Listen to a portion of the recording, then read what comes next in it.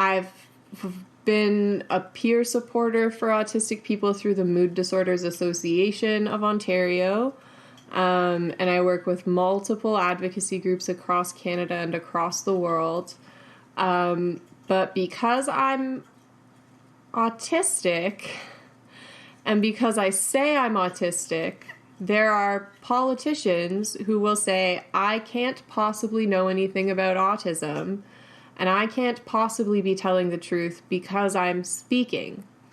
But that same politician will then go to a non-autistic speaking parent and believe what that parent says about autism. Now, that parent hasn't been studying autism for 10 years, isn't currently researching autism officially with government funding, and hasn't been involved in the autistic community, doesn't have any adult non-speaking autistic friends that they don't have power over, but that's the person that's going to be listened to, not the autistic expert of the field. And that the only reason that could be happening is ableism. That's what that is. That's prejudice and ableism. And unfortunately, that's running rampant. And so, the other thing I would say is just that people need to leave their biases and assumptions about what autism means and what autism feels like to autistic people behind in the past, because that's where the information they formed those assumptions from is from the past. It's ancient history at this point. So anybody who wants to talk about autism, whether you're a politician or, you know, even a non-autistic disabled advocate or somebody else, you can't go in with assumptions that you learned from people who aren't autistic. You can't go in with assumptions that you've had backed up by sensationalized media. You know, you have to go into these conversations recognizing that what you've learned about autism was wrong. Sometimes it sucks to hear that what we think we know about something is wrong. But what most leftists know about autism is simply not true. It's not how autistic brains work. And so that's what I would say is I really need people to understand that. And there's nothing wrong with you for not knowing about autism. There's nothing wrong with the people who are mistaken, who have been taught wrong. You're not the problem. But if you hear this stuff and you read these resources and you go check out these non-speakers that I'm talking about, and you still side with non-autistic people about this political issue, about this justice issue, then you're kind of the problem, you know? And so I do need people to start thinking about that and to start putting that in perspective for themselves, because, like, as the tide turns, it's going to be really embarrassing for people who are fighting the tide. You can't stop it. This is a justice issue. This is a human rights issue. And believing hard enough that you're on the right side of it, that's not going to cut it for you when it actually comes around. So I just really, really hope that people can think about it critically before they throw support behind things, you know, that are actually really ableist. Yeah, I think there's a lot of unpacking of the ableism. I think that's one of the last isms for us to really explore, because, like I said at the beginning, I have never seen that absence of nothing for us without us in any kind of policy formation, except when it has to deal with disabled folks. And you made a comment there where folks need to understand autism better and understand the autistic experience better. And that also goes for people who've gone undiagnosed, for some autistic people, because those misconceptions permeate everybody. They're society-wide, yeah. Yeah, that ableism isn't just enabled people, unfortunately, and it has such a devastating impact. It does. It does. A recent study, and again, this is, one of the things about being autistic is that most autistic folks really treasure input and information in a way that non-autistic people don't as much, I've found.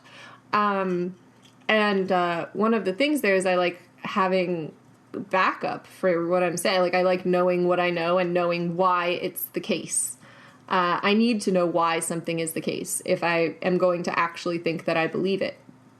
And when we don't know why this disconnection keeps happening between people, or why this environment that other people seem okay in is so stressful to us, or why, if all the other kids can sit in the circle, why does it feel so bad for me to sit in the circle? And if you don't know that, you haven't had that explained to you, that your circuitry is processing things different than other people's, then you think there's something wrong with you. And a very recent study, which is really horrifying in Sweden, found that the majority of people hospitalized for psychiatric problems, when they were properly screened, were ADHD and autistic people. And out of the 34 autistic people that they found, only 7 of those people were diagnosed autistic. And this survey found 34 in this one hospital. Those people were undiagnosed their whole lives, and they went through mental crisis because of it. And there's no denying that that's how that goes. When you're autistic and you go through the world and you don't have accommodations and you're expected to act like everybody else, it leads to mental illness. It leads to mental crisis.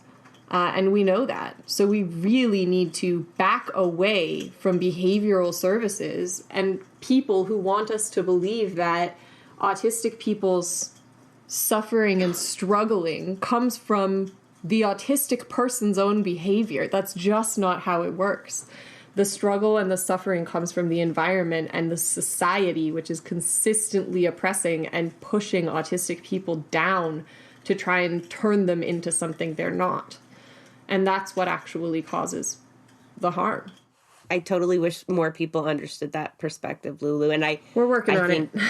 I was just going to say, I know that is your mission, and not just your mission. So you had a bright moment there. I know it was a lot of doom and gloom. But you had a bright moment there where you said, we have done a lot, and you have. And we can do more. That's the thing. I don't believe there is a limit to how much autistic people can achieve, and neurodivergent people in general. I know we talk a lot about autism here because that's like a sort of a political issue at this moment.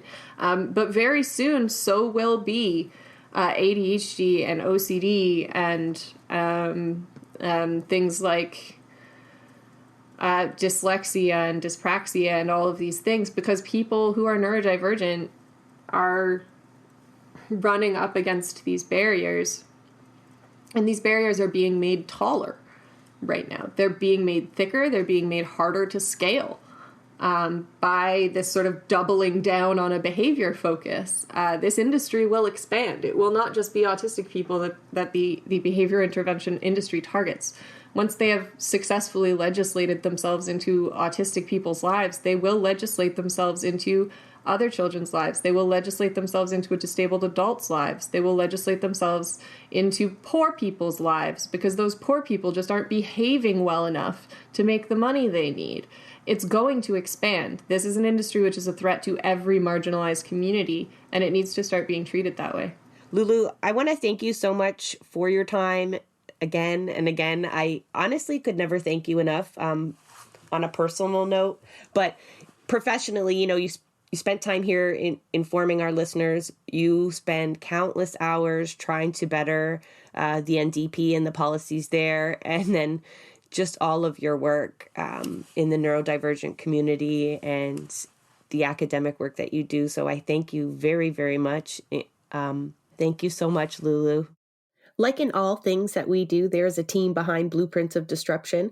I want to give a big thank you to our producers, Santiago Hello Quintero and Jay Woodruff. Our show is also made possible by the support of our listeners. So if you appreciate our content and would like to become a patron, please visit us at www.patreon.com/BP of Disruption. So if you know of any work that should be amplified or want to provide feedback of our show, please reach out to us on Twitter at BP of Disruption. Till next time, keep disrupting.